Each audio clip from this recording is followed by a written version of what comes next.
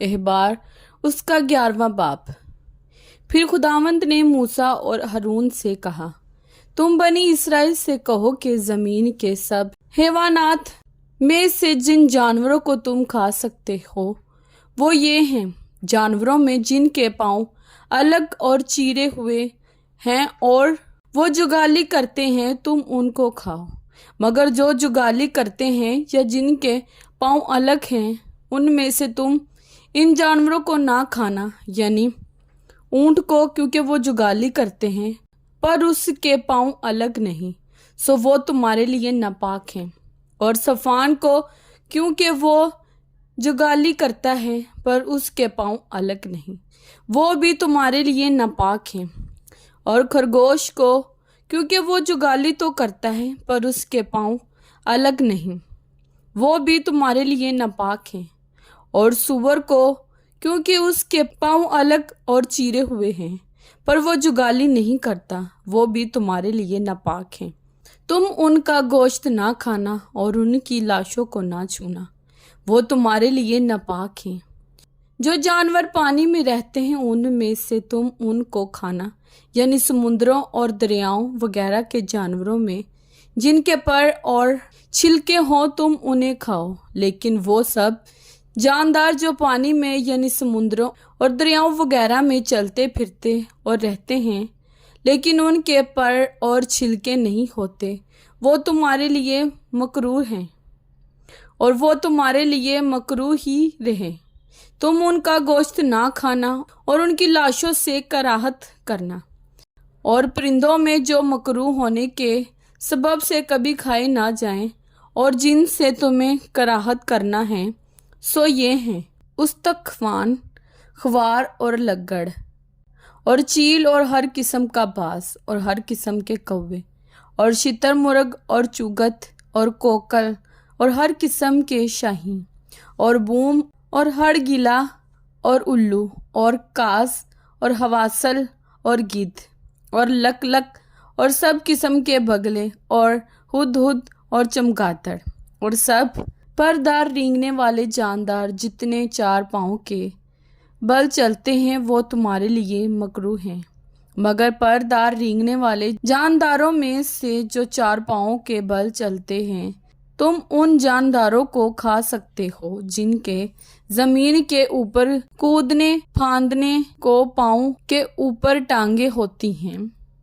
وہ جنہیں تم کھا سکتے ہو یہ ہیں، ہر قسم کی ٹڈی اور ہر قسم کا سلام اور ہر قسم کا جھنگر اور ہر قسم کا ٹڈا، پر سب پردار رینگنے والے جاندار جن کے 4 پاؤں ہیں وہ تمہارے لیے مکروہ ہیں، اور ان سے تم ناپاک ٹھہرو گے، جو کوئی ان میں سے کسی کی لاش کو چھوئے وہ شام تک ناپاک رہے گا، اور جو کوئی ان کی لاش میں سے کچھ بھی اٹھائے وہ اپنے کپڑے دھو ڈالے اور وہ شام تک ناپاک رہے گا، اور سب 4 پائے جن کے پاؤں الگ ہیں پر وہ چیرے ہوئے نہیں اور نہ وہ جگالی کرتے ہیں وہ تمہارے لیے ناپاک ہیں، جو کوئی ان کو چھوئے وہ ناپاک ٹھہرے گا، اور 4 پاؤں پر چلنے والے جانوروں میں سے اپنے پنجوں کے بل چلتے ہیں وہ بھی تمہارے لیے ناپاک ہیں، جو کوئی ان کی لاش کو چھوئے وہ شام تک ناپاک رہے گا، اور جو کوئی ان کی لاش کو اٹھائے وہ اپنے کپڑے دھو ڈالے اور وہ شام تک ناپاک رہے گا۔ یہ سب تمہارے لیے ناپاک ہیں، اور زمین پر کے رینگنے والے جانوروں میں سے جو تمہارے لیے ناپاک ہیں وہ یہ ہیں، یعنی نیولا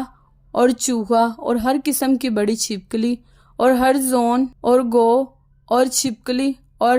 سانڈا اور گرگٹ، سب رینگنے والے جانداروں میں سے یہ تمہارے لیے ناپاک ہیں، جو کوئی ان کے مرے پیچھے ان کو چھوئے وہ شام تک ناپاک رہے گا، اور جس چیز پر وہ مرے پیچھے گرے وہ چیز ناپاک ہوگی، خواہ وہ لکڑی کا برتن ہو یا کپڑا یا چمڑا یا بورا ہو، خواہ وہ کسی کا کیسا ہی برتن ہو، ضرور ہے کہ وہ پانی میں ڈالا جائے اور وہ شام تک ناپاک رہے گا، اس کے بعد وہ پاک ٹھہرے گا، اور اگر ان میں سے کوئی کسی مٹی کے برتن میں گر جائے تو جو कुछ उसमें है वो नापाक होगा, और बर्तन को तुम तोड़ डालना। उसके अंदर अगर खाने की कोई चीज हो जिसमें पानी पड़ा हुआ हो तो वो भी नापाक ठहरेगी। ऐसे बर्तन में पीने के लिए कुछ हो तो वो नापाक होगा, और जिस चीज पर उनकी लाश का कोई हिस्सा गिरे हो, वो तनूर हो या चूल्हा, वो नापाक होगी और तोड़ डाली जाए। ऐसी चीजें नापाक होती हैं और वो तुम्हारे लिए भी नापाक हों, मगर चश्मा या तालाब जिसमें बहुत पानी हो वो पाक रहेगा, पर जो कुछ उनकी लाश से छुए जाए वो नापाक होगा। और अगर उनकी लाश का कुछ हिस्सा किसी बोने के बीज पर गिरे तो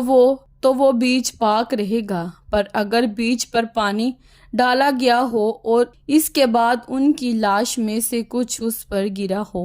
तो वो तुम्हारे लिए नापाक होगा। और जिन जानवरों को तुम खा सकते हो, अगर उनमें से कोई मर जाए तो जो कोई उसकी लाश को छुए वो शाम तक नापाक रहेगा, और जो कोई उनकी लाश में से कुछ खाए वो अपने कपड़े धो डाले और शाम तक नापाक रहेगा। और जो कोई उनकी लाश को उठाए वो अपने कपड़े धो डाले और वो शाम तक नापाक रहेगा।